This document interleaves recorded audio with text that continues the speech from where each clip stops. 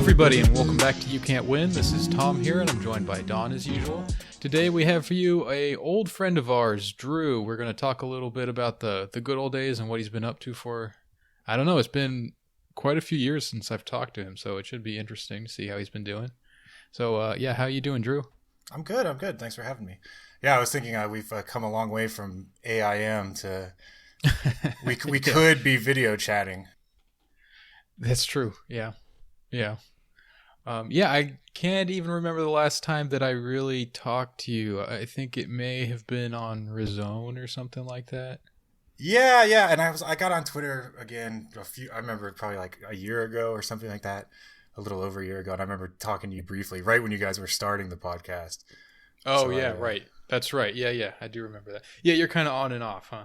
Yeah, I don't really enjoy it that much, but I'll get on because I feel like I should, and then I'm like arguing with someone about or someone's arguing with me about Hebrew's not a real language, it's just Aramaic or something, and I'm like, what the fuck is happening? Why am I on here? And all right, I'm gonna delete this. Sure. Yeah. How's your lockdown going so far?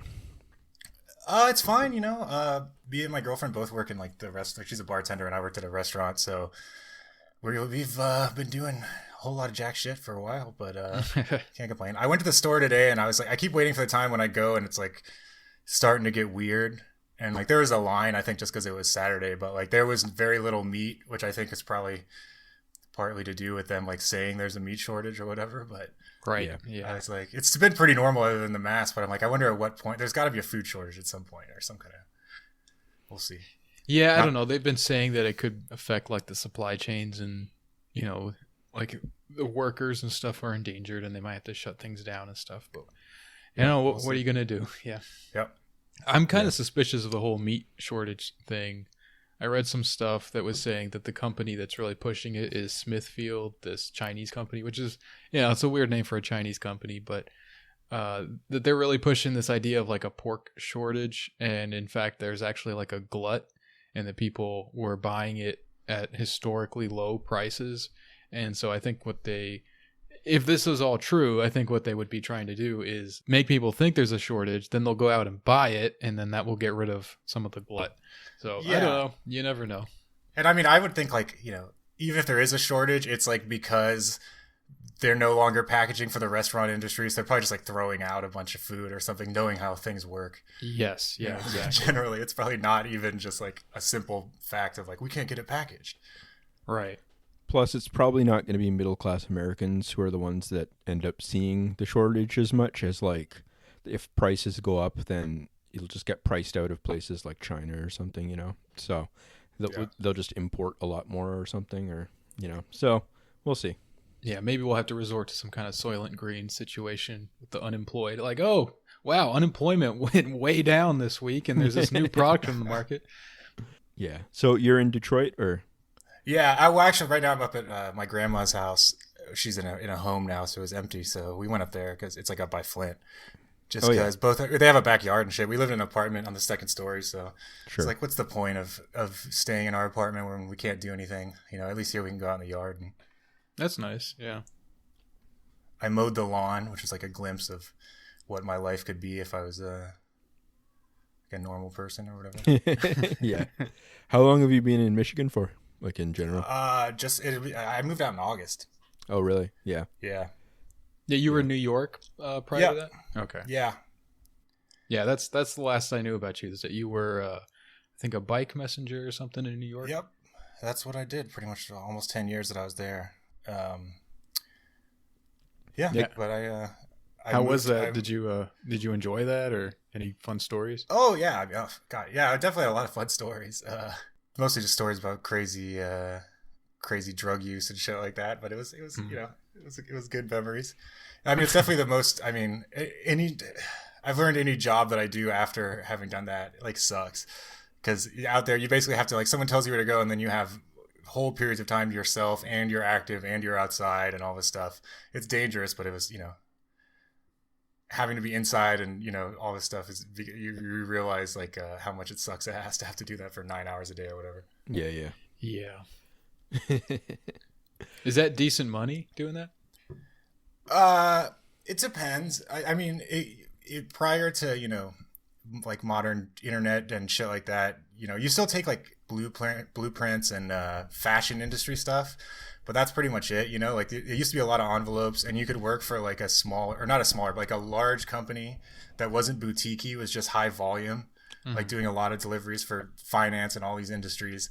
But a lot of that's gone by the wayside. So it's either like food delivery or kind of like smaller, like co-op run, kind of more for the fashion industry and a couple other clients ones. And those are the ones where you really get paid the most nowadays. And then just delivering weed, which is like, well, the third, not as big as food, but a big thing. Really? Huh. Did the apps change a lot of that? Like all the... Oh yeah, man. Yeah. That was a crazy... I don't think it was coincidental. Like it went from being, you had these companies like Urban Express, which still exists, but these large companies, and like they started being unable to afford insurance for having bike messengers. Like this one company I knew was like a lot of older, like the old first wave messengers, like Puerto Rican guys and stuff like that. One of my good friends, a Belizean guy, like worked for him for a long time.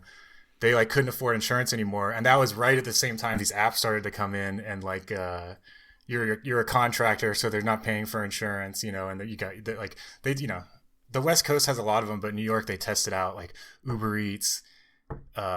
Uber had its own messenger thing, Uber Rush, like Grubhub did their own thing. They all do them now, but they tested all those Postmates and all that shit, in New York. Most of them still exist there. But yeah, completely took over. Did it drive down the like wages for like the fees and stuff for delivery too? Like for like what you get from them? Well, what they always do is they come in, and the same thing as a cab, with Uber or whatever. At first it pays pretty well, but then they slowly just change the pay rate.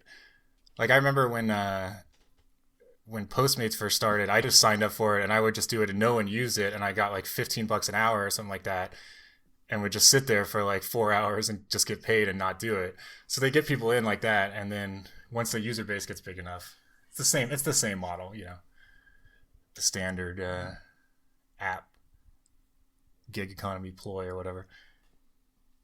Was it like New York has prices have gone up, I guess, for like rentals and stuff like that too over the last 10 years, and I would assume, or like 100%. So that was the 100%. Yeah, our friend Andy has plans for Detroit. I'm not gonna blow his OPSEC or whatever, but he has plans for getting land out there in Detroit, and Yeah, it's a cool town. My family's from, like I said, like where I am, up by the Flint area, and I would go there from time to time, and I just was like, in New York, I was just like, there's no way I could ever afford to do anything but slowly move further and further out from Williamsburg, whatever that concentric circle, and pay more and more money or whatever. So I've enjoyed it. We'll see if the economy recovers or whatever happens. But yeah, how is Detroit doing in general nowadays? Like, is it a decent place to live? Yeah. I mean, it's very car centric, which is hard. My girlfriend's like born and raised in the Bronx and doesn't drive, so I think she's had a tough time of it in a certain way with that. But you can live if you live in the right area, you don't have to necessarily drive everywhere, but to get to work, probably you do at least. Yeah, that would be tough for me too. I don't drive, so yeah. Chicago has nice public transportation, so I usually use that. There's this part of Detroit, I wonder if you've heard of it, that apparently, I don't know, I've only like read an article about it, but apparently it's like very heavily Muslim and even like somewhat Muslim run. Like, I don't know, have you heard of this? Yeah. I forget the name of it. Yeah, I mean, I assume, I think what you're probably talking about is Hamtramck, which is... yeah, I think that's it. Yeah, it's a city, its own city, like it has its own city council, which is what was, I think, the first majority Muslim city council in the country. I mean, Hamtramck and also Dearborn, obviously, Dearborn is not part of Detroit, but it's basically is. Like, it's right next to Detroit. Yeah. It's extremely Muslim, so... Hamtramck, I think, is mostly black too. Like, it's black Muslims. Is that right? I don't know. I mean, possibly at one point. What it's known for now is it's a lot of Bangla. Oh, okay. And they're all from New York. Like I'll go into a gas station or whatever, and the guy's like, because I have a TD Bank, like which is only on the East Coast, and the guy will see it and he'll be like, "Oh, what's up? You from New York?" Oh yeah. He's like, "Me too." It's like a 17-year-old Bangla kid. It's pretty cool, actually. That's cool.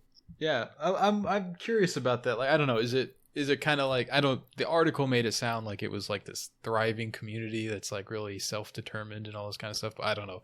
Is it just like pretty much any, immigrant neighborhood sort of a thing?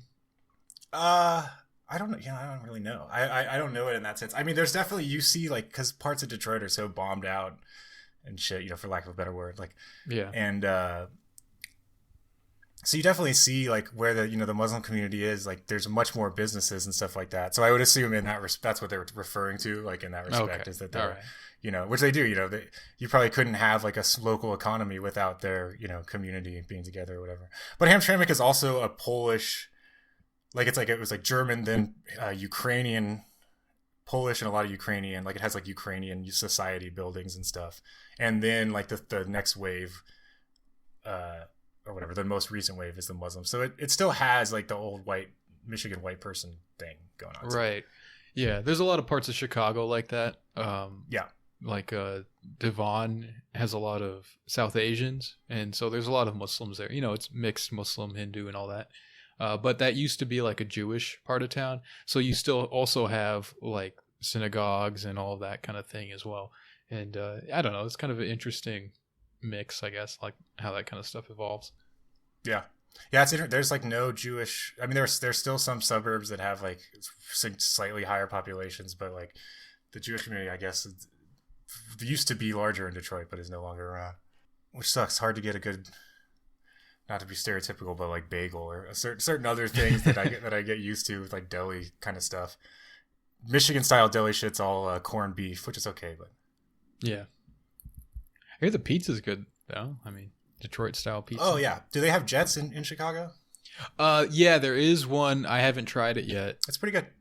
Yeah, I like the idea. I'm familiar with the idea of it. I've seen like videos and stuff of it. It looks good. Yeah, I mean, Jets is good in general. I don't know if that one's good. Obviously, it's a fast food chain, but right. Yeah, I've sort of heard mixed things, so I kind of would. I don't know. My idea is that if I'm going to try something like that, I want like a good representation of it, like a good example, not to have like a fast food version. But yeah, I don't know. One of the things that Tom said that we might want to talk about is your conversion experience and things around that. Oh yeah, of, and I'm not sure if Tom, you want to. Yeah, I mean, if you're willing and interested in talking about that, if you don't want to, that's fine, and we can just cut this little section out. No, totally. No, let's do it. No, I'm a proud member of the Islamo-Catholic Caliphate or whatever you guys. Great. Yeah. So I remember it kind of. Yeah, it was an interesting story. I guess if you just want to tell it, you were pretty young in a band or something like that. Yeah. I mean, I was just I grew up in Austin, and I was around a lot of like as I was in like the punk and hardcore scene. There's a lot of like, or so I don't know if there was a lot of, but I knew a lot of these like Christian straight edge guys, and a couple of them like there's a whole current of like vegan Islam in certain hardcore straight edge music, and a couple of them like got into it, and I just was like got converted when I was like, I don't know, 16, and I was raised atheist, and I was I did it in a teenager in Texas post 9/11, not long after 9/11, so it wasn't I wasn't like super out about it or whatever, but yeah, I don't know, I grew up atheist. My parents are pretty much atheist, and like I eventually converted. I would honestly consider myself more of like a non-traditional Christian, or just Abrahamic guy, I guess,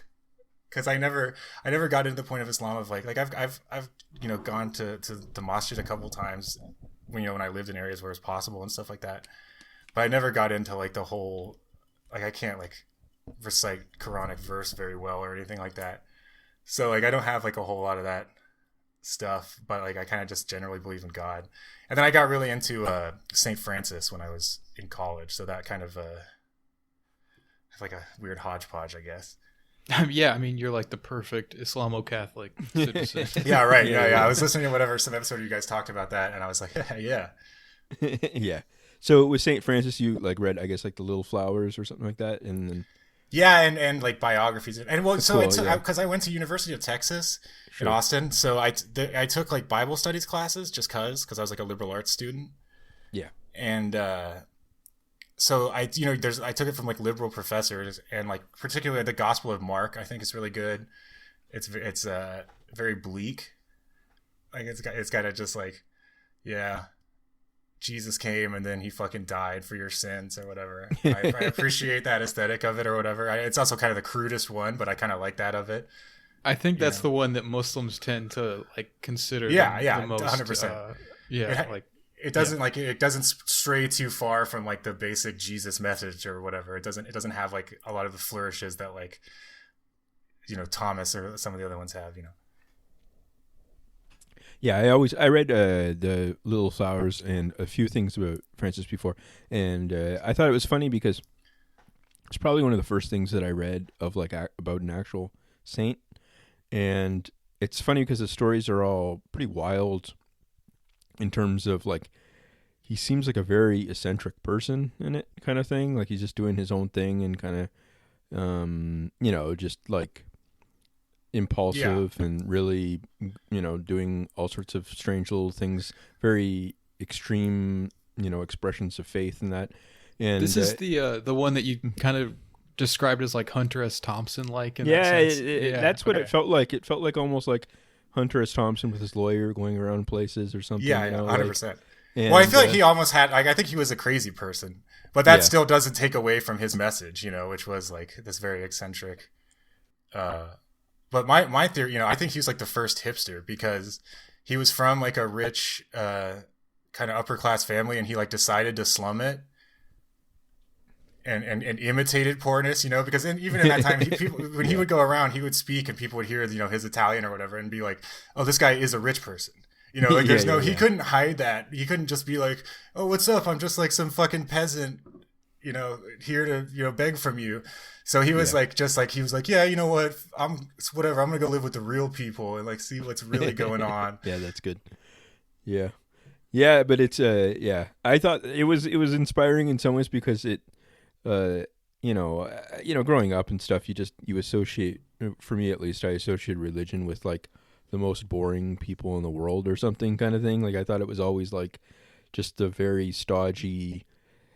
Basically like an excuse to have the worst opinions you could think of or something kind of thing, and so reading stuff like that is it's like, oh, people see the world differently or something, so that's pretty cool. I like his whole thing with like animals and stuff. I think that's cool. Yeah. Well, also in the Islam crossover is that he famously went to try and convert, supposedly. I mean, I don't know if this where he went to Egypt. Yeah, he went to Egypt or something, and he actually demanded an audience and supposedly was given the audience, and the guy was just like, damn, this dude's crazy, and like sent him on his way.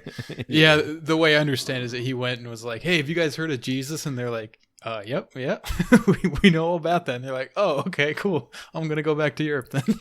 Yeah, he's like, oh, you're not going to kill. I think he wanted to, it was like a suicide mission, but he was like, yeah, you're not going to kill me. And they're like, no.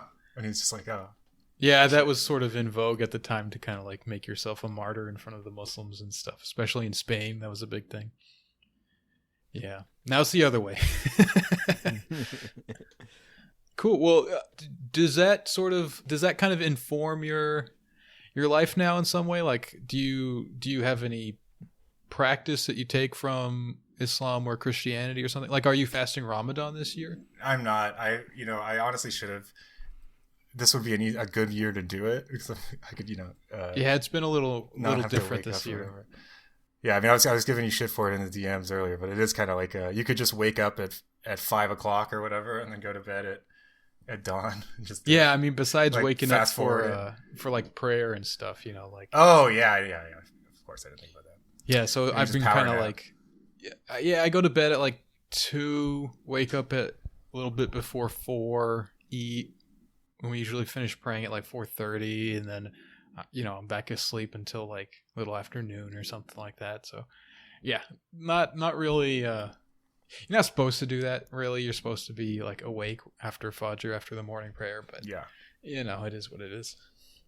Yeah.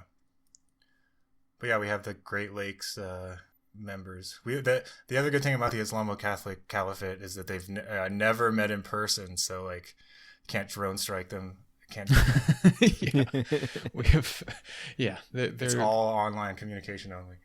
Right. All they would have to do is like knock out our internet, and it would be done. But yeah. Oh, we used to. You remember we used to talk in Gmail drafts, and now we're on Discord. You know, it's come a long way.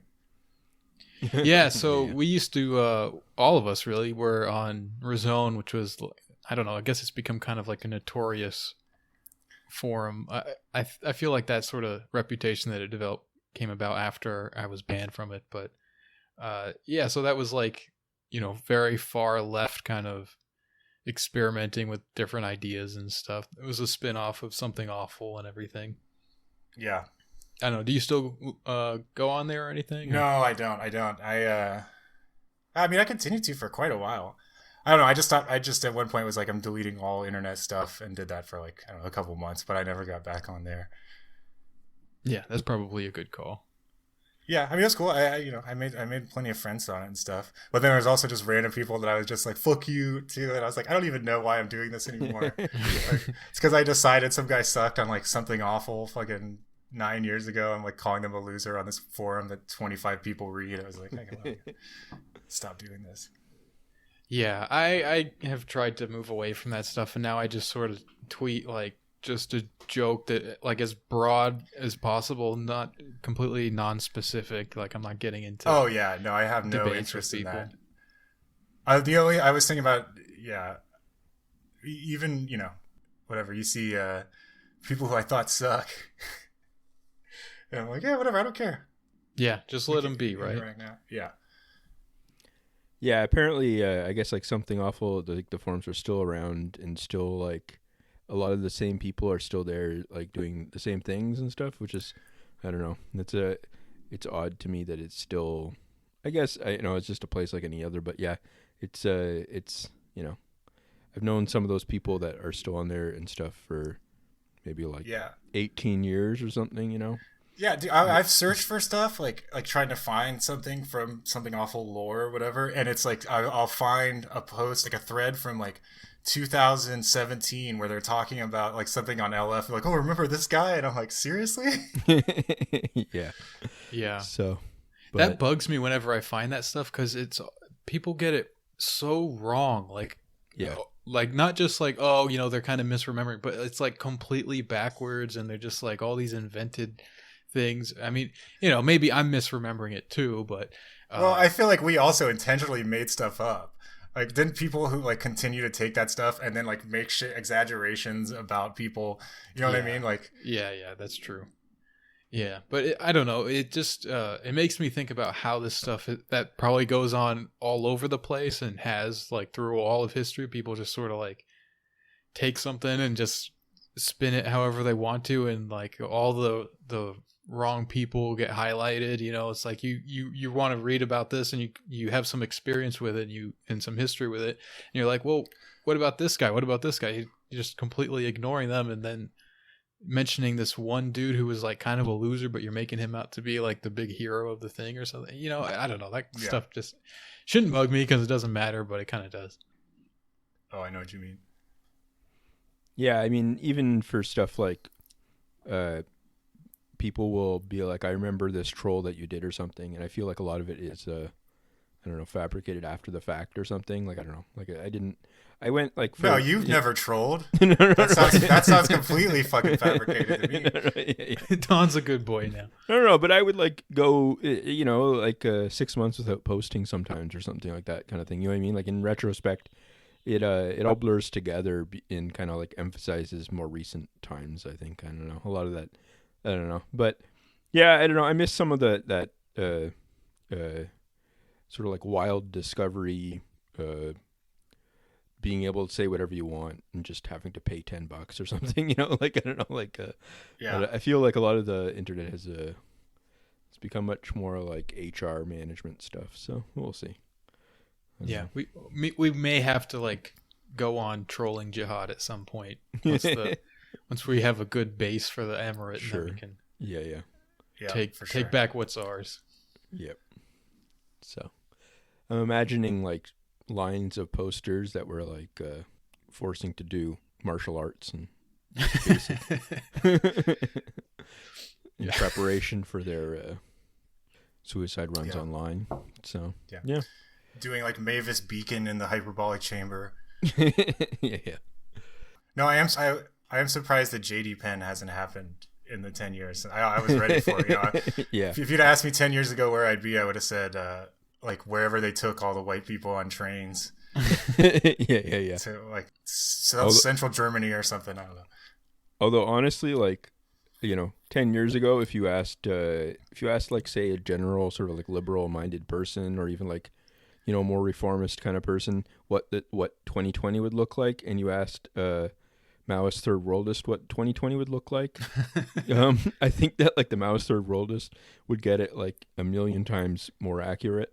You know, oh yeah, of course. They'd be like, well, you know, there'd be like a warlord billionaire in charge who, you know, shuts down immigration, and, you know, just going on and on about, you know, and then the Democrats would nominate a senile old guy who, you know, is supported the crime bill and all that. You know, they just, 20 million unemployed and all that or whatever, you know, so. Right. While the United Snakes government is sending us all checks to be part of the labor aristocracy. That money was taken directly from the global south, and then Trump signed it and fucking sent it out to us. So. Yeah. So like, just for the listeners who aren't aware, what is it? JD Penn is like the joint dictatorship of proletariat exploited nations. Yeah. So this is from Maoist third worldist doctrine. We did an episode about this actually on the Patreon, but the basic idea is that that where it should be, Maoist theory should be behind a paywall. Yeah. The basic idea is that in order to have like proper Maoist state control, you would have to distribute the white population of North America and Western Europe all around the world, so that they wouldn't be able to organize and kind of reform like a reactionary government or whatever. And so there would be like a global government of all the exploited people from all over the world. And there was famously a post that was like, Don, you probably remember better than me, but it was like a guy was like, so hey, like, you know, I know we talk about it, but like, what would be the logistics of removing the settlers like from America or whatever? Like, do we have the infrastructure for that? Do you know what I'm talking about? Yeah, there was actually some guy actually started a blog that was called like, it's funny in retrospect because it was called something like the Jacobins or something, and it was about like you know, it had this whole, I don't know, I remember that one, and the guy had a whole like detailed sort of plan for how it would go about, and there was also like a second plan that was it was similar, and it was, you know, Americans would be able to stay in, you know, the white nation would be able to stay in North America, but they would be under occupation from a sort of like East Germany situation. Yeah. Like the Red Army. The JD Penn like occupies the cities and has like zones of administrative zones in the countryside and stuff.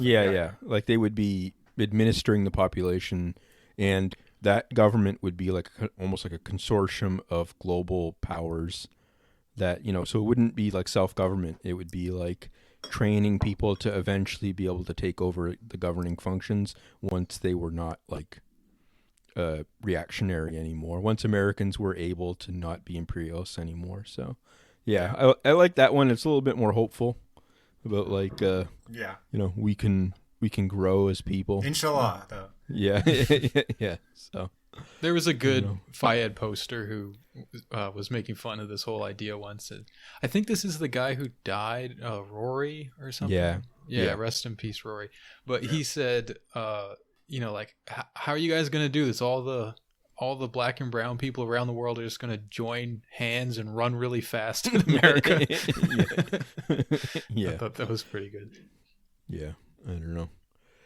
But I don't know. But it is funny because whenever you read about like Bernie Sanders or something, my mind ends up going back there in some ways. Like, Right. Yeah. He's like he's trying to win on like maybe we shouldn't kill foreigners as much, and then I'm like, I don't know, these guys seem to have to like be denazified for a couple decades or something before they wisen up to this. So yeah. I'm kind of on a Bernie is a bum sort of mentality these days. I don't know. The whole the way he handled this election was just a real embarrassment, and it almost seemed like he wanted to lose. Like he really didn't try to win. Yeah. No, I mean, honestly, I've never been a huge fan. I understood the enthusiasm and all that stuff, and I did actually vote for him in the Michigan primary. So I've done more actually for the movement probably than anyone else. all the people online in fucking California and New York tweeting about it. Yeah. What's up? I actually went out and did praxis, I guess. No, I don't know. But yeah, I wasn't a huge fan, but I do agree with you that, I mean, seems like there were many moments when they could have taken a more aggressive tact and done better, but I don't know though. I do think there's like that just basic dilemma where most existing Democratic Party supporters are pretty conservative relative to like what Bernie was offering. So he had to somehow swamp the whole party with these just random outsiders, and I don't know. I don't think that. Yeah, I don't know. I feel like that was it's amazing how well he did compared to the actual challenge there. So I don't know. Yeah, no, I mean, I think it absolutely represents, a very valid thing. Yeah. Yeah. I mean, yeah, I do. I am. I don't know if I would say I'm fully a Maoist third worldist or whatever, but I do tend to lean that way. So. Yeah. Like, I think if you gave, I'm on unemployment right now, and like, the CARES Act unemployment, and like I'm getting like almost twice as much a week as I would make at my shitty restaurant job that I had, and that's pretty sweet. I'm like, this rules, and I mean, I really think, not me because I'm a dedicated, ally of the proletarian and all that stuff, but I really think if you gave most American white people just free healthcare and like some universal income or whatever, they'd be fine with whatever. They'd be like, oh, we're staying in Iraq for another 10 years. Yeah, whatever. Like, yeah, I mean, being real.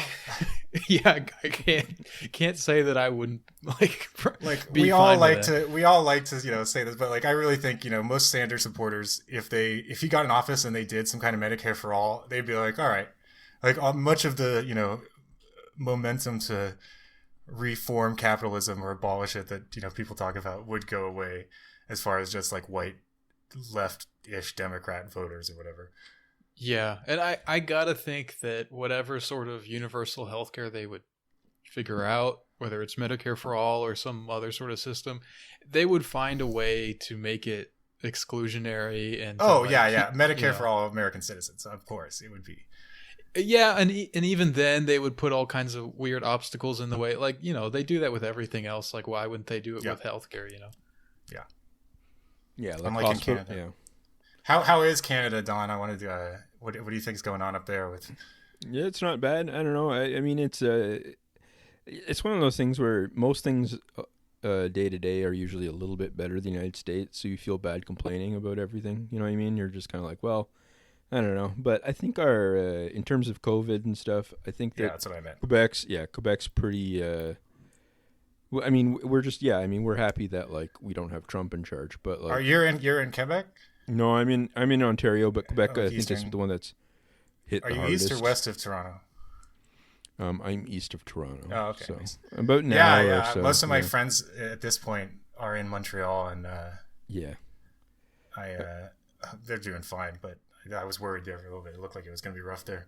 Yeah, and they just the premier there just reopened. He's like reopening the schools soon. It's like this week or next week or something. Yeah, I saw that. Which is pretty crazy. I don't know. To me, I don't know what Michigan's like, but Ontario, I think we're just writing off the school. Well, they need that federal government money for French classes. the whole Quebec government runs on just taking money from Alberta for French classes. Sure. So they got to get the schools running again. Yeah. Well, I don't know. So we're gonna get a bunch of angry emails in French. Yeah. Qu'est-ce que fuck? That's my my Montreal slang. Hey, terraces suck. That's another. You're gonna get flamed for that one. My bad. When's the last time you were there? I was most recently in Montreal, like 2017. Okay. 2018. Yeah, I was gonna go back this summer, but we'll see. I have a feeling that Americans are gonna be have trouble going to a lot of countries soon if we like reopen way earlier than everyone else and have another upswing or whatever. Well, it's but for Canada, it might be a lot easier just because there's like 1 million Canadians that live in the United States day to day or something like that. Like, you know, like they. Oh yeah, I mean, the entire city of Windsor. Yeah, is basically people who, other than the university, is like people who go to Detroit for work. Yeah, so it's like, I don't know. Yeah, I feel like we're gonna be priority, but I mean, it's one of those things where just because it's open doesn't mean it's safe too, right? So I don't know. Yeah. So we'll see. I remember another thing that you were really into before was like language stuff. Is that right? Am I thinking? Yeah. Well, I studied linguistics in college, and sure. So I haven't used Hindi in so long. I was at one point like semi-fluent in Hindi. I took it in college for years and like worked with an Indian guy and stuff like that. For an Indian guy, so I like would speak to him in it and got pretty good. I haven't kept that up, but I mean, I it's been a long time, but linguistics was my thing. Cool. It's one of those things that you can only make money or have a profession in it if you're a computer person, and I'm not. Really? In that regard. Yeah. I don't know. That's So I guess you haven't used Hindi much. Yeah, I lived in Puerto Rico, so I'm better at Spanish now. Okay, cool. But... How long were you in Puerto Rico? Like 2 years. Okay. In the 2009 to 2011. Okay. Yeah. Yeah, it's cool. Yeah, I've been thinking about taking Mandarin. Oh, really? Yeah, that's a challenge. Since I've got nothing going. Yeah, I know you did it at one point. That'll be useful. You can infiltrate the occupation when that inevitably comes to. Yeah, well, yeah, I feel like I should just do Hindi, but India politically is not looking too great right now. If that neighborhood you're talking about, Hamtramck, or city, I guess, but me and my girlfriend are considering moving there when our lease is up, and I should probably just do Bangla if I go there because it's actually not as similar to Hindi as I thought it might be, but yeah, it does have some similarities. A lot of the languages in India are not really mutually intelligible. It's definitely not mutually intelligible, but even like compared to some other ones that like I'll look at them and be like, okay, this makes a little more sense. Like Bangla has some very interesting things going on with it. Yeah, that's one thing I noticed with like Islamic languages is that there's a lot of shared vocabulary, and then even beyond, you know, just like the religious kind of stuff or like Quranic kind of vocabulary, just like a lot of basic words, and especially stuff for like food and different sort of like I want to say inventions, you know, just things that people came up with and stuff. So yeah, you know, I know Turkish, but and I don't really understand like Persian grammar or whatever, but a lot of times I can kind of pick out what they're saying just because I'm familiar with some of the words and stuff. So yeah, well, I mean, like even Hindi has it comes from Persian, but it has Arabic words, like kitab and stuff like that. But like, I mean, also, and that's the difference. Urdu really is just Hindi with like a lot more Farsi and Arabic loan words. Like they're pretty much grammatically and stuff the same. Yeah, in the script. Like I remember when I took Hindi, one of my professors told me a story about like he had something like he picked up like a professor, an Urdu or a Pakistani professor for something when he lived in India, and like went to meet her at the airport, and he was like, cool, and he started talking to her, and he was like, oh, you know, your Hindi is really good, and she was like, I thought I was gonna say your Urdu is really good, because like on the colloquial level they're almost the same, because honestly just like the Persian words are a lot of times easier to say. Yeah. Like in Hindi, what they'll do is just say it in English. Like the word for university in Hindi is some insane Sanskritized word. So like the word for university, and I forget what it is, but in Urdu is like just much simpler. Honestly, like, it's probably no problem if you speak the language or whatever. But you see a lot of that, and like that comes into play with like the whole BJP thing with Hindi. It's like the more Sanskritized it gets, the more you're dealing with like a kook, or someone who's just trying to be elitist because only certain class of people learn the Sanskritized words. Yeah, India needs to calm down. Is not but cool. Isn't it true that like India is much like America in that it's like the most crazy and fascist of the former English colonies, probably. I mean, it's an up and comer compared to Canada or Australia, but then at the same time, like they're responsible for the most interesting shit besides America. Like, I don't care about anything from fucking Australia or whatever. I have a soft spot for Canada because I went there a lot growing up, but like, give me some Indian shit over pretty much anything other than American shit. Yeah, I have a little bit of, for some reason, I just feel like South Africa is kind of like a cool country, especially since they've gotten rid of all the apartheid stuff. I bet it is really cool, actually. Yeah, I didn't think about them, but yeah, I don't know. Maybe there's something to that. The more crazy and fascist that you are, the more interesting your output can be. I don't know. It's not a good argument for it, but yeah, it's just the way it is. Yeah. All right. Should we move on to questions at this point, you think? Yeah. Sure. All right. So I got this one in a DM today, and I told them to submit it to Curious Cat, and they did. So I feel like we'll field this one. It says, "Dear Dawn and Tom, how do I endear myself to my favorite e-celebs? I have one-sidedly consumed their content for years and feel they owe me some friendship. If they were actually cool, they would be real celebrities and not just good posters, so I would imagine they are looking for friendship and validation. My posts aren't good enough to meet them organically. Thanks. P.S. I'm asking for a shy friend of mine, not about you guys, so don't get cocky." I would say move to whatever major metropolitan area they live in, find what bar they hang out at, and offer them cocaine. It's probably the only chance you got. Yeah, I don't know. I feel like maybe like if they have PayPal or something, or like Venmo or whatever, just send them like $100 and then include like "you're now my friend" as the comment or something, and actually, if you go to cameo.com, you might be able to find your favorite poster on there. Sure. Yeah, we need to check that out. We haven't done any Cameo stuff. That might be fun. Oh, they're pretty good. I got an Andy Dick one for my going away party when I left New York. That's pretty cool. Funny. What'd you get him to say? Just basic stuff, or was there some?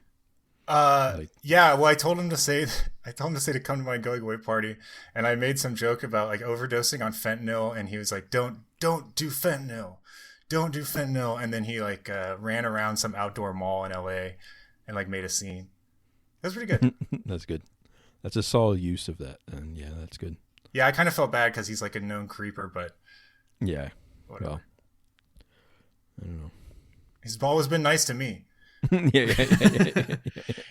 He occupies a weird space where it's kind of like he's so far gone that people, I don't know if I would say they accept it, but it's just like, that's Andy Dick. Like, yeah. You should know better at this point. Yeah, exactly. Yeah. Yeah, there's got to be, I got to let a couple people just do the whatever, like 90s, early 2000s thing of like just being a loud piece of shit. It's still kind of funny. Yeah. Just let everyone know, Yeah. if you get involved with him, that's on you. Certain people who are on those like MTV or whatever like shows or VH1 shows where they talk shit over video clips, like a couple of them get a pass just because it's been their thing. Can't cancel them. Yeah. I'll be able to do that about like internet memes or something like that, like 20 years from now or something. Yeah, old something awful posts. And stuff. Yeah.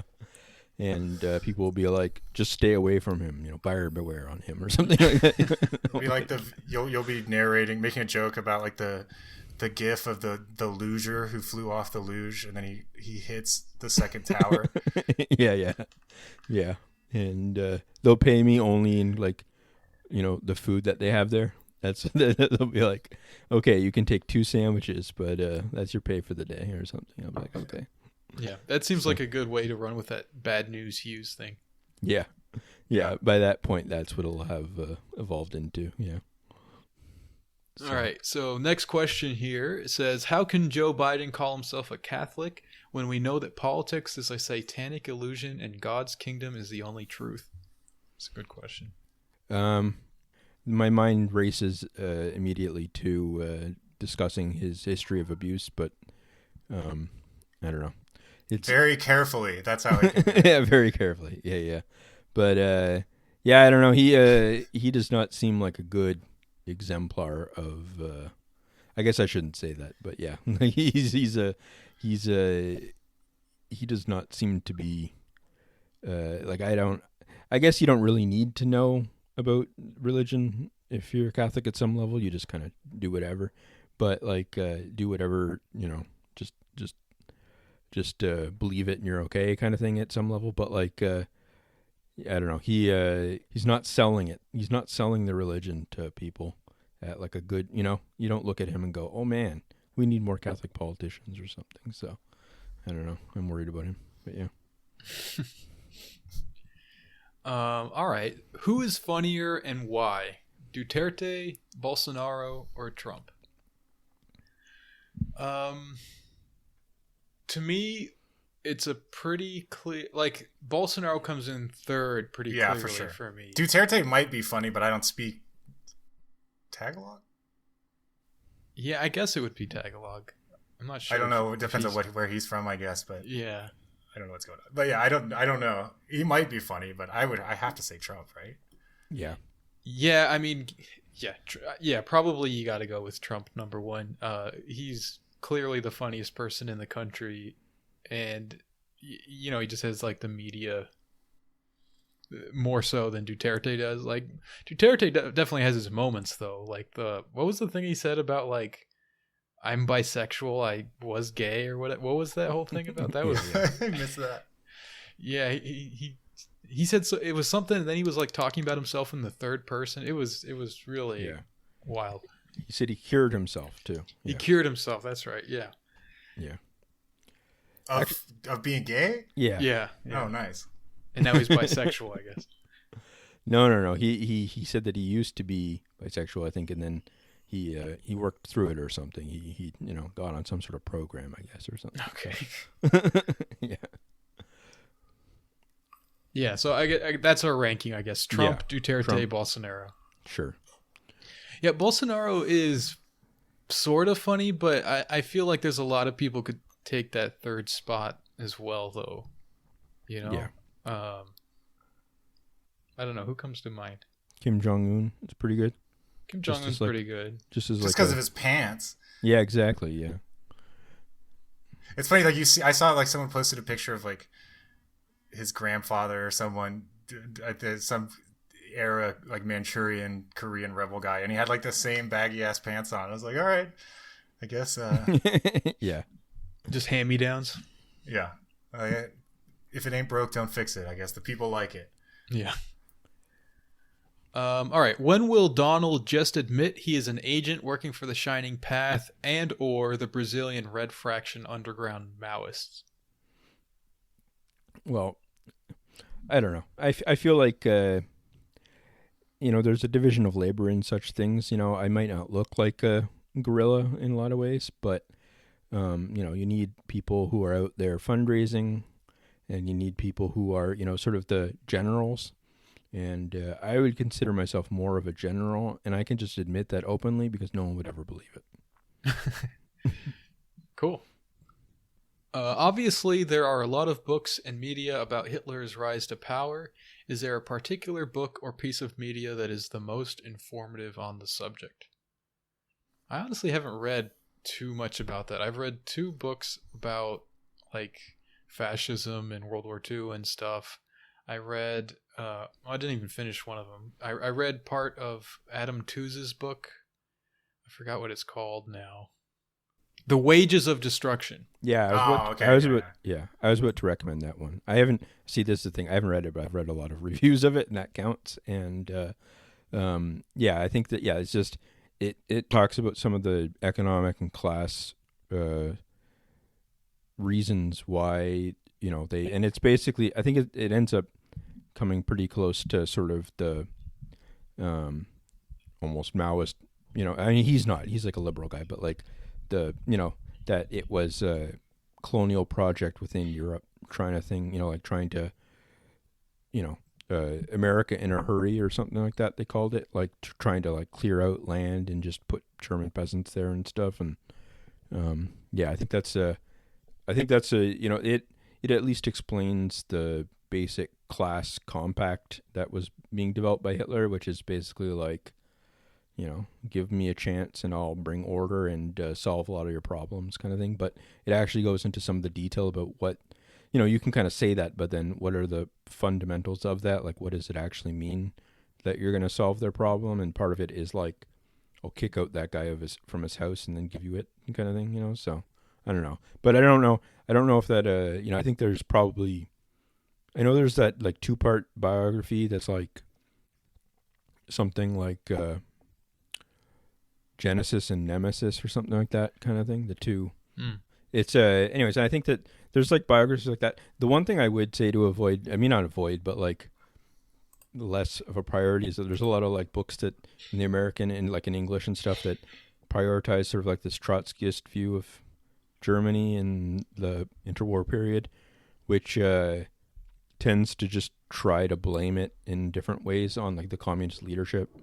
And I don't think that's that helpful. I mean, at some level you have to admit that they screwed everything up, but there is this sort of like theory that they could have united the left from below or something, and I don't really buy that. And but I do think like Hitler himself seems like a pretty dumb guy. Like I don't think it was like,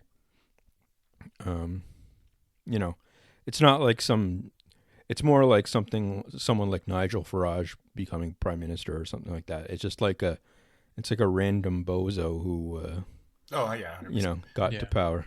Well, actually, I had to look it up, but it's Conjuring Hitler by Guido, Giacomo, Preparata is really good. It's basically about how like international bankers use the Treaty of Versailles to like set up Germany to have to rearm as part of like the old the strategy of like, what's it called, like the Eurasianist strategy or whatever, like old geopolitics stuff. It's a pretty good one. Cool. That sounds interesting. Petrol from the Rise Zone, actually. I remember he's the one that put me onto it. I had to look it up. Oh yeah. That's why I interrupted you. I was like, I thought of one, but I said it out loud. But yeah, Conjuring Hitler, and then They Thought They Were Free is like a book about a guy who interviewed Germans like shortly after World War II and asked them about what was going on, and it talks about like some guys who like burned a synagogue and like all this crazy shit, but it's like not like a historical thing as much as like just like a perspective, which is interesting. I don't know what the guy's political affiliation was, but I liked reading that one. Cool. The other book I was going to mention is called Beyond Totalitarianism. And it's a really interesting collection of essays. It's not like a single book about the Nazis or something like that. It actually compares the Soviet Union and Nazi Germany. And it sounds like something that's like, oh, it's going to, make them out to be like these horrendous dictatorships, and that's like the end of it. It's not that kind of like simple-minded thing. It actually deals with a lot of like, it's got a lot of Foucault kind of stuff in it, biopolitics and all that.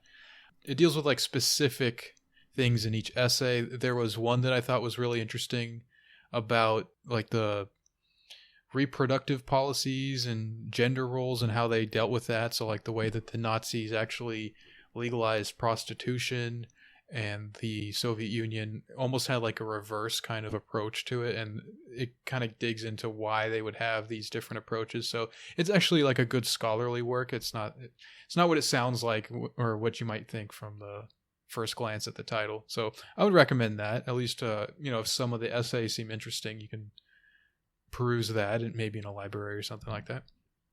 Okay, how do I avoid going into a video game K-hole while in quarantine? I don't know. I mean, in recent years, I find it hard to play video games for more than like maybe half an hour total for, in say like a few hour period or something. I just can't sit there like I used to for, sitting on a game for like 5 hours or something. And I just find it too boring after a while. Like I just kind of get bored and have to move on. And then, so I'm kind of lucky in that regard where I don't, although I guess the equivalent would be for like posting or something, where I just end up chatting with people for a while. I would say like the trick is, having things to do that you can do. Like you can kind of give yourself little projects and stuff that don't resolve down into sitting there for a while kind of thing. Like making sure that you're, maybe cooking something nice or, different things like that. Little tasks that you can, like so that you have reasons to stop ever so often and stuff. And I don't know. Right. Kind of like schedule a certain period of time where like for me, I'm playing a lot of Magic the Gathering Arena right now, and I'm doing drafts, and that costs like the in-game currency. So I'm trying to like not spend all that all in once. So I'm just doing like one a day, and that will be like maybe an hour if I am, like max, maybe half an hour, maybe an hour. And that's like a good amount of time, like I don't need to really be spending more time than that on a video game. So, something like that. You kind of set yourself some sort of like, I'll do this much and then I'll move on to something else. You doing the human draft now? Oh yeah. You play Arena? Yeah. Oh yeah. I used to play like Magic tournaments and shit when I was younger. Oh, so nice. I took a long break, but I've gotten back into Arena, and I couldn't do the bot drafting, but I've had a couple fun now that they have the human drafting. Yeah, it's been really good. This new set is really fun to draft. Standard Yeah, really I didn't sucks, like the last one very much, but dude, I've been just I like to play standard because that's what I played for so long, but the last couple standards I haven't liked at all. But yeah, I'm just waiting for the rotation at this point. Yeah, but the drafts have been good. Any tips on how to infiltrate socialist orgs and make them reactionary? I don't know how much help they really need on that. Yeah, just keep doing what you're doing. That's what I was gonna say. Yeah. You just leave them alone. Follow your gut. It sounds like you're already going down the right path. Yeah, that's what I would say. What do you think, Donald? I think that there was a person on the Rizone that used to have a sort of mantra about this, and they said give them jobs. So anytime that like you want to get them to be reactionary, like make it so that make it so that they hire more staff, make it so that more people get paid for their work in the organization and stuff, and pretty quickly they turn into organization people, and they use that money to ensconce themselves in the labor bureaucracy, and then after that, they can write books about how the left sucks or something and become major politicians or something. So yeah, sounds about right. Okay, so next question here. Does this sound right? Simps equal peasants. Reply guys equal petit bourgeoisie.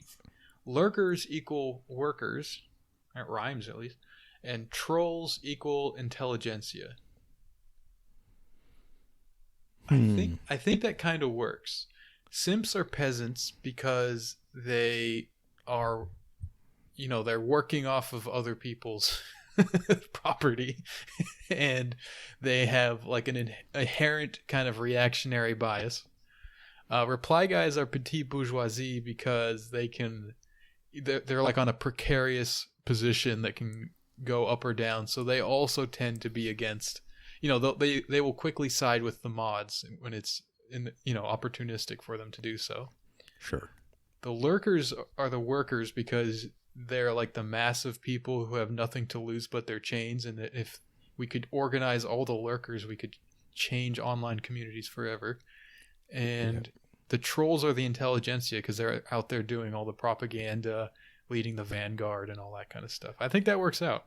Yeah, the workers might also just be like people who just post about like fucking soccer or whatever, like just Yeah, people who are completely having just mundane Twitter conversations, not arguing about like politics or whatever thing they decided, like just like normal ass people who are just like, damn, this is crazy, about like a clip of some guy almost kicking a goal in soccer or whatever.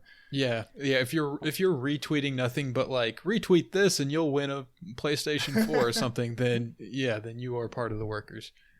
I think that the workers and lurkers connection is pretty good though, because like the workers are producing faves and likes and retweets and stuff. Like they are the and no one benefits from that except for the people who are getting them. The people who are hoarding their likes. Yeah, like the high bourgeoisie would be like the blue checks or something, and then they they would be sort of gathering all the likes to themselves or something and using it for clout that they convert into income and stuff. And but and then I think that it's also that the lurkers have been silent until this stage of history, and now they're going to seize the day, take over one day. So I also think this sort of applies in like the national question. Like if you look at like Black Twitter, they kind of are their own nation or whatever, that we can consider like they have like a revolutionary nationalism. So like Black Twitter, even though they do have their own class system within it, we can kind of like side with them against like the broader like white Twitter kind of thing. Yeah, I like this theory. I think that has some legs. Yeah, Black Twitter and like something else Twitter will administer the JD Penn of socialized social media or whatever. Exactly, yeah. Okay. Is Donald Hughes the best uncle of all time? Who knows, but he should be aware that our scouts are looking to recruit him to the Toronto Uncles of this year's worldwide Uncle Off. Damn. Wow. Yeah. That's pretty good. That's big stuff. That could really... That sounds like an actual Canadian thing too. So. Yeah. Yeah, well, it does. I don't know. I haven't had many uncling opportunities in the last few months, but with the crisis, but we did drop off some supplies and stand, 20 feet away and just kind of wave at my niece and nephew. So that was fun. All right. Yeah. Well, we will be rooting for you. Thanks. It's being held via Zoom conference this year, but yeah. Let's see.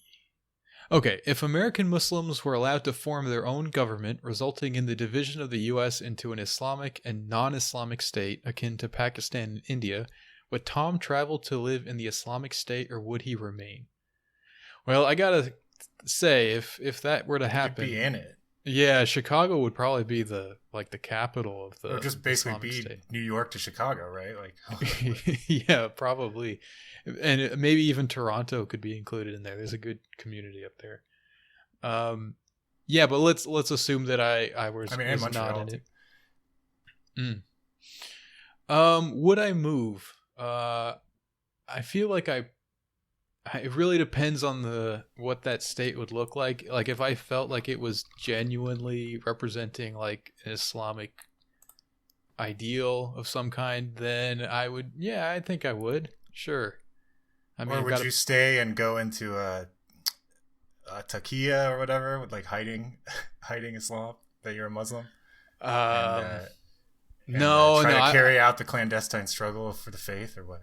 If I was to stay, I think I would set up like a little fort, like the Mirabitun, and kind of like man the frontiers and try to expand the state to encompass the rest of North America. Yeah. I'd move to the Muslim state just so that I could feel oppressed.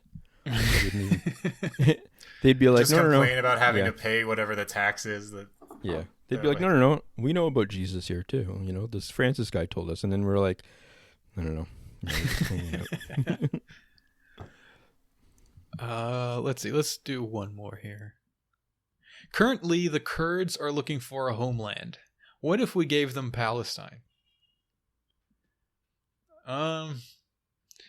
Well, I think there's a bunch of what's currently occupying Palestine, so good luck pushing them out first. but I don't know. Kurds can chill where they are. I feel like, you know. I mean, they're probably better off. Yeah, I don't know. I don't know how I feel about the whole Kurdish nationalism thing. It seems like all the groups that are involved in that are not really sincere in trying to like do anything good for their people and stuff.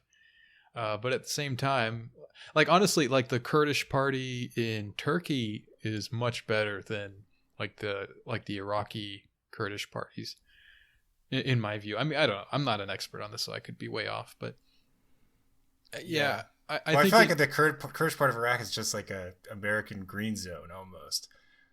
Yeah, I mean, I'm talking about what is it, KDP, and then there's the other one, HDP or something, or no, you don't mean the. No, there's the broad other one. coalition. Okay, yeah. Yeah, whatever they're called. But yeah, they just kind of seem like they have their leader who's like this rich dude, and he kind of just operates it like his personal mafia and stuff. And that, I don't know, that kind of stuff doesn't ever lead to anything really good. I think for a lot of these like minorities, the idea of like a nation state is,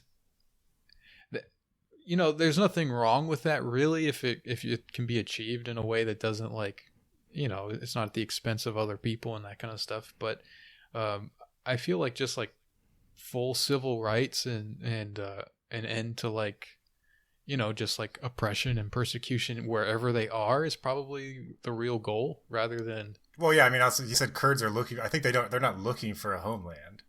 Like they know where it is. Yeah, they live there, and then it just happens to be like already are divided up amongst a bunch of. But hey, the Armenians got their own country, you know. Thank you, Stalin. I assume he did that. Yeah. Yeah, I remember when I was more involved in like left stuff. They had like some. I remember reading some like declaration or something from Turkey that was like, okay, what we need is a socialist federation of the Middle East. And it was like, it went into a little bit of detail about it too. Like it was kind of like, oh, you know, all of these different little regional, you know, components would be part of one, almost like United States of Middle East kind of thing. And it would be socialist and stuff. And I'm like, at that point, you're just basically making up whatever, you know, it's not like, you're just like, yeah. And then Lebanon will join with Saudi Arabia. And you're like, okay, well, I guess, I don't know, like good luck with that kind of thing. I don't know. Like, yeah. So I don't know. I feel like part of that especially now for the Kurds is like maybe for like a minute they had a bit of an opening for, you know, in Syria and Iraq of like, oh, maybe we'll actually pull this off. And then that has completely reversed, I think, in the last year or two. So, yeah. Yeah, I mean that's Kurdish history pretty much. They they kind of get real close and they're like, "Oh, we're gonna do it this time," and then nope, doesn't happen. The Kurds have name recognition though. Like I remember from like the '90s, like Saddam gassed the Kurds and stuff like that. You know, like I feel like they have that going for them. Is that like Americans know who they are, or some do or whatever. Well, yeah, I remember the whole like Saddam gassed his own people. That the way that was always termed kind of bugged me because it's like. First of all, why does it matter if he's gassing his own people or some other like why does that make like a big difference? And then it's not even really like you're kind of neglecting the point that it's like a specific ethnic group that he was targeting. So like I don't know that whole thing. Well, that's the whole just like cartoon villain image of like hostile governments and, you know, leaders that Americans have. Just like, yeah, like Saddam was just like, yep, gas them. Like, this town, just this random town. Like, I don't care. We got too many people. They piss me off. Like, send the planes or whatever. Right. Well, I mean, to be honest, that's probably not too far from the truth. Oh, yeah. I mean, but that's like every, you know, I feel like every town has its own, you know, whatever. There's different regions. It's like they're the ones that pissed him off instead of like. Yeah. There was like a classic Rizone post that was something like Abraham Lincoln killed 600,000 of his own people. Yeah, exactly. Well, that's like the capitalist Holocaust guy who does the thing where it's like if you count the Dust Bowl as like the way that they count Holodomor or whatever it's called. Yeah. like it would be this. You could just say the same thing. Like, yeah, I kind of like that argument. That makes a lot. Oh, I mean, of it's sense. 100%. It is. I think it's true. Right. Yeah, but anyway, like the way these, I think you want to be shooting beyond like nation states at this point. Like nation states don't seem to be like a really good model to adopt. So like I feel like if you have like a people that are looking for something, like don't just shoot for that. Like shoot for like what's coming on the next wave. You know, I don't know. It's easy for me to say. I'm sitting here comfortable in my pajamas, but yeah, I don't know. That's my thinking. Sure. All right. I know I said that was the last one, but let's do one more here. This one's kind of fun. It says, exciting news. You have both been inducted into the Freemason Society. Please report to the Illuminati meeting at the Denver airport when you get this message. So, unfortunately, I don't think we can head to the Denver airport. Although maybe we get a pass. We just need to learn a secret handshake or something. Yeah. And we can get through all this lockdown BS. Are Muslims online clued into the Freemason conspiracies and stuff? Like, is that like a big part of it there? I know, like, there's some of that. I feel like anti-Semitism takes up so much space. Sure. They're just talking about Zionists that there's not a lot of room for like. Yeah, it's more along those lines. Masonry in general doesn't have the same sort of connotations in the Middle East and stuff as it does for like Europeans and North Americans and stuff. Sure. So it's different, but there's definitely like a lot of those conspiracy minded people. A lot of it is just kind of like aping the whatever popular conspiracies are around. So yeah, it ends up becoming like Zionist, Masonic, blah blah blah blah blah. Yeah. I think it'd be cool to join like an elk lodge or something though. Yeah, sure. Just a bunch of old guys with some weird ritual that they teach you, and then you like drink there or whatever. Like the Rene Guénon kind of path. Yeah. Not like, I feel like Masons is too obvious. You got to go for like a different one or something. Right. That's a bit like 1930s. Nowadays it's got to be something else. Yeah, you got to pick a more obscure one. Yeah, okay. Well, I guess that'll do it for this episode. Thanks for coming on, Drew. It was nice to talk to you. Yeah, of course. Likewise. Thanks for having it was great. me. Great catching up. Yeah. All right, so thanks for listening, guys. If you want a second episode every week, you can subscribe to our Patreon. In addition, you will also get access to our Discord where you can chat with our lovely community. And we will catch you again next week. Thanks for listening.